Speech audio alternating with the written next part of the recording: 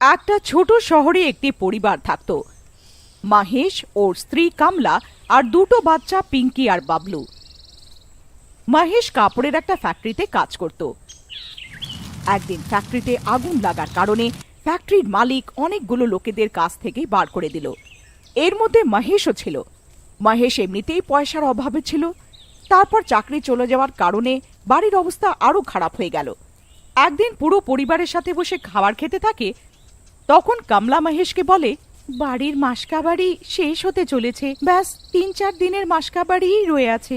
কি করি কিছু বুঝতে পারছি না, কোথাও তো কোনো চাকরিও পাচ্ছি না, এখন বাড়ির ভাড়াটাও দিতে হবে।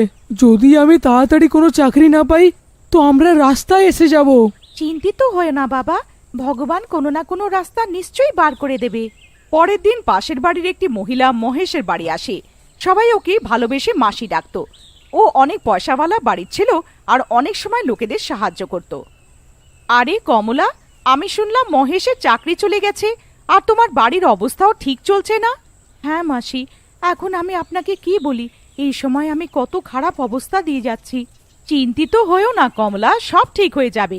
এক কাজ করো, তোমরা আমার গ্রামে চলে যাও। ওইখানে আমাদের একটা বাড়ি আছে যেটা বছর ধরে ফাঁকা পড়ে আছে। তোমাদের বাড়ির অবস্থা যতদিন ঠিক না হয়ে যাচ্ছে তোমরা আরামে ওইখানে থাকো। ব্যাস বাড়ির ওপরের তলায় একটা বন্ধ ঘর আছে, ওটা খুলো না। আসলে ওইখানে আমাদের কিছু দরকারি জিনিস আছে। আর রইল মহেশের চাকরির ব্যাপার, তো ওটার ব্যাপারেও চিন্তা হবার দরকার নেই। ওই গ্রামে যে স্কুল আছে ওইখানকার প্রিন্সিপালকে আমি ভালো করে চিনি। ওনাকে বললে মহেশকে যে কোনো না কোনো কাজে লাগিয়ে দেবে, আর বাবলু আর পিঙ্কিকে ওই স্কুলেই পড়াতে পারবে।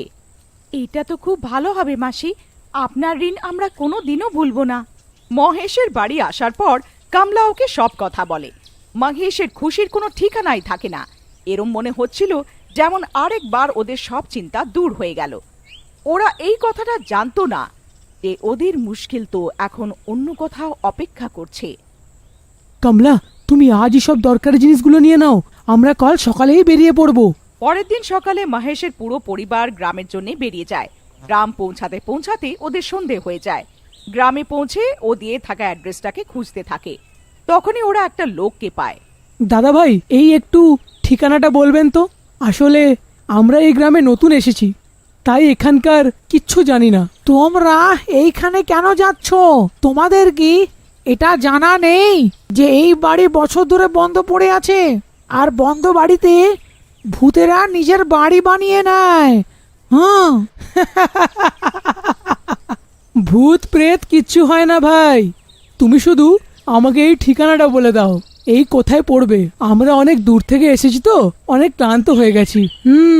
ঠিক আছে, আমার কি, যখন তোমারই নিজের পরিবারের কোনো চিন্তাই নেই তো এরম করো, তুমি এইখান থেকে সোজা চলে যাও আর ওইখান থেকে বাঁ দিকে মুড়ে যাও। ব্যাস, ওইখানে একটা পিপলের গাছ আছে, যার ঠিক সামনেই বাড়িটা আছে। মহেশ নিজের পরিবারের সাথে ওই বাড়িতে পৌঁছে যায়। ওই বাড়িটাকে দেখে বোঝা যাচ্ছিল যে ওখানে অনেক বছর ধরে কেউ আসেইনি। এটা তো কত পুরনো বাড়ি, আর মা কত ভয়ানকও। এত খারাপ সময়ে আমাদের এই বাড়িতে থাকার জন্য পাওয়া গেছে, সেটাই অনেক। আমরা এখানে পরিষ্কার করে নেব তো ভালো দেখতে লাগবে। চলো, এখন এখানে দাঁড়িয়ে থেকে কথা বলো না, আর তাড়াতাড়ি ভিতরে চলো। মহেশ যেই বাড়ির দরজাটা খোলে, ভেতরে জোরে হাওয়া চলতে থাকে। বাইরে তো গাছের একটা পাতাও নড়ছে না, আর এখানে হাওয়া কি করে চলতে পারে? কারণ এখানে ভূত আছে। পিঙ্কি বাবলুর পেছনে চাচাতে চাচাতে দৌড়ায়। দাঁড়া দাঁড়া, তোকে এক্ষুনি দেখাচ্ছি, দাঁড়া। বাবলু সিঁড়ি থেকে উঠে ওপরে ঘরে পৌঁছায়। পিঙ্কি ও বাবলুকে ধরার জন্য ওর পেছন পেছন দৌড়ায়। বাবলু হঠাৎ কোনো মহিলার কান্নার আওয়াজ পায় আর ওখানেই দাঁড়িয়ে পড়ে আর মন দিয়ে ওই আওয়াজটা শুনতে থাকে। আর ওই আওয়াজটা হঠাৎ করে বন্ধ হয়ে যায়। কি হয়েছে বাবলু, হাঁপিয়ে গেলি কি? না দিদি, আমি হঠাৎ করে কোনো মহিলার কান্নার আওয়াজ শুনতে পারছিলাম, তাই জন্যে আমি এখানে দাঁড়িয়ে গেলাম। এত রাতে এখানে কে কাঁদবে? নিশ্চয়ই তুই কোনো বেড়ালের কান্নার আওয়াজ শুনে থাকবে, আর তোর মনে হয়েছে কোনো মহিলা। এখন চল নিচে, কিছু খেয়ে ঘুমিয়ে পড়ব। বাবলু পিঙ্কিকে অনেক বোঝায়, কিন্তু পিঙ্কি ওর একটা কথা শোনে না। ওর মনে হয় বাবলু ওকে ভয় পাওয়ানোর জন্য এইসব কথা বলছে। পিঙ্কি বাবলুর কথা শোনে না আর নিচে যেতে থাকে। বাবলু ওর পেছন পেছন যেতে থাকে, আর হঠাৎ ওর নজর একটা বন্ধ ঘরে পড়ে, যেটায় তালা লাগানো ছিল, আর ওই তালাটা একটা লাল রঙের কাপড় দিয়ে বাঁধা ছিল। মনে হয় এইটা সেই ঘরটাই যার ব্যাপারে মাসিমণি মাকে বলছিল। এমন কি দরকারি জিনিস রাখা আছে এই ঘরে যে এতে এত বড় তালা লাগানো আছে? তোর এত ভাববার দরকার নেই, মাসিমণি আমাদের বারণ করেছে ঘরে যেতে, ব্যাস আমাদের ওই কথা মনে রাখা উচিত। রাতে খাবার খাওয়ার পর সবাই ঘুমোতে চলে যায়। মধ্যরাতে আজব খটখট আওয়াজ শুনে পিঙ্কির চোখ খুলে যায়। বাবলু, তাড়াতাড়ি উঠ, একটু দেখে আয় না, ওই আওয়াজটা কোথা থেকে আসছে। আমাকে ঘুমাতে দাও দিদি, আমার খুব জোর ঘুম পাচ্ছে। তুমি নিজে গিয়ে দেখে নাও। পিঙ্কি ভয় পেতে পেতে বিছানা থেকে নামে আর মন দিয়ে ওই আওয়াজ শোনার চেষ্টা করে। আওয়াজ বাথরুম থেকে আসছিল। পিঙ্কি বাথরুমের দরজা খোলে আর ভয় পেতে পেতে উঁকি মারে। যেই ও ভেতরে দেখে ওর অবস্থা খারাপ হয়ে যায়। বাথরুমে পড়ে থাকা ওয়াইপার দেওয়ালে জোরে জোরে ধাক্কা লাগাচ্ছিল। পিঙ্কি ভয়তে ঘামতে থাকে আর ভয় পেয়ে পেয়ে নিচে নিজের মা বাবার কাছে যায়। মা, বাবা, তাড়াতাড়ি ওঠো। কি হয়েছে মা? তুমি এত ঘাবড়িয়ে আছো কেন? ও ও বাবা, বাথরুম, ওয়াইপার, ভূত, ভূত, উপরে ভূত। কি বলছো পিঙ্কি? ঠিক করে বলো মা, আমরা কিচ্ছু বুঝতে পারছি না। তখন বাবলুও ওখানে এসে যায়। বাবা, ওই বাথরুমে ওয়াইপার দেওয়ালে জোরে জোরে ধাক্কা খাচ্ছিল। এইটা তোমার ধারণা, ব্যাস। চলো নিজের ঘরে গিয়ে আরাম করে ঘুমিয়ে পড়ো। যখন সকালে উঠবে তখন সব খারাপ স্বপ্নের মতন নিজেই ভুলে যাবে। পিঙ্কি আর বাবলু নিজের ঘরে শুতে চলে যায়। 2-3 দিন অবধি সবকিছু ঠিক থাকে, কিন্তু হঠাৎ ঘর থেকে কান্নার আওয়াজ আসে। ও উঠে বাইরে গিয়ে দেখে তো বাইরে কিছু থাকে না, কিন্তু কান্নার আওয়াজ আসতেই থাকে। পিঙ্কি আরো মন দিয়ে শোনে তো ও ওই আওয়াজটা বন্ধ ঘর থেকে আসতে শুনতে পায়। যখন ও দরজাটা কান লাগিয়ে আরো মন দিয়ে শোনার চেষ্টা করে, আওয়াজ হঠাৎ করে বন্ধ হয়ে যায়। পিঙ্কি ভয় পেয়ে নিজের ঘরে চলে আসে, কিন্তু রাত ভোর ওই বন্ধ ঘরের ব্যাপারে ভাবতে থাকে।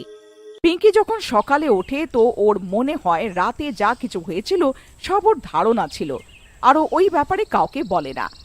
একদিন বাবলু ওই বন্ধ ঘরের বাইরে বল দিয়ে খেলছিল। ও সেই ঘরে উঁকি মারার চেষ্টা করে, কিন্তু কিছু দেখতে পায় না। রাতে যখন সবাই ঘুমোতে থাকে তখন বাবলুর মাথায় ওই বন্ধ ঘরটা ঘুরতে থাকে। ও সেই বন্ধ ঘরের বাইরে যায়। আমি এই তালা কি করে খুলি? আমি কিছু করছি যাতে আমি এই তালাটা ভাঙতে পারি। বাবলু তাড়াতাড়ি করে হাতুড়ি নিয়ে আসে আর ওই তালাটা ভেঙে ফেলে। যে ও ওই ছিটকিনি খুলতে থাকে ও পেছন থেকে কারোর আসার শব্দ পায়। আসলে পিঙ্কি হাতুড়ির আওয়াজ শুনে বাইরে এসেছিল। কে আছে ওখানে? কে আছে ওখানে? আরে তালাটা ভাঙা, এটা নিশ্চয়ই বাবলুর কাজ হবে। ও নিজের বিছানাতেও ছিল না। পিঙ্কি নিজেকে আটকাতে পারে না আর ওই ঘরের দরজা খুলে ওর ভেতরে যায়। ও এরম চমকে যায় যেমন ওর ভেতরে কোনো আত্মা ঢুকে পড়েছে। পিঙ্কির খুব আজব অনুভব হয় আর ও নিজের ঘরে গিয়ে ঘুমিয়ে পড়ে। পরের দিন সকালে মহেশ চাকরির খোঁজে সকালেই বাড়ি থেকে বেরিয়ে যায়। পিঙ্কি ঘর পরিষ্কারে মায়ের সাহায্য করে আর বাবলু উঠোন পরিষ্কার করতে বাইরে চলে যায়। পিঙ্কির ব্যবহার অন্যরকম হয়। ও জানলার থেকে চুপচাপ দাঁড়িয়ে বাড়ির পিপল গাছের থেকে আরাম করে দেখতে থাকে, যেমন ও জ্ঞানেই নেই। পিঙ্কি, তুই ওখানে কি দেখছিস? চল তাড়াতাড়ি আমার সাথে কাজে আয়। পিঙ্কি কমলার আওয়াজ শুনে জ্ঞানে আসে। ওই দিন থেকে পিঙ্কি কখনো কখনো আজব ব্যবহার করতে লাগলো। ও অনেক সময় ওই পিপলের গাছটাকে দেখতে থাকতো। একদিন পিঙ্কি নিজের ঘরের আয়নাটা কাপড় দিয়ে পরিষ্কার করতে থাকে। তখনই ও আয়নাতে একটা ডাইনির পেছনে দাঁড়িয়ে থাকতে দেখতে পায়। পিঙ্কি যেই পেছনে ঘোরে ওইখানে কেউ ছিল না। পিঙ্কি যেই আয়নাটা পরিষ্কার করতে শুরু করে, এইবার সেই ডাইনি নিজের বড় বড় নখ পিঙ্কির ঘাড়ে রেখে দেয়। মা, বাবলু, আমাকে বাঁচাও, তাড়াতাড়ি এসো, এই ডাইনি আমাকে মেরে ফেলবে। কামলা আর বাবলু তাড়াতাড়ি পিঙ্কির ঘরে আসে আর দেখে পিঙ্কি অজ্ঞান পড়ে আছে।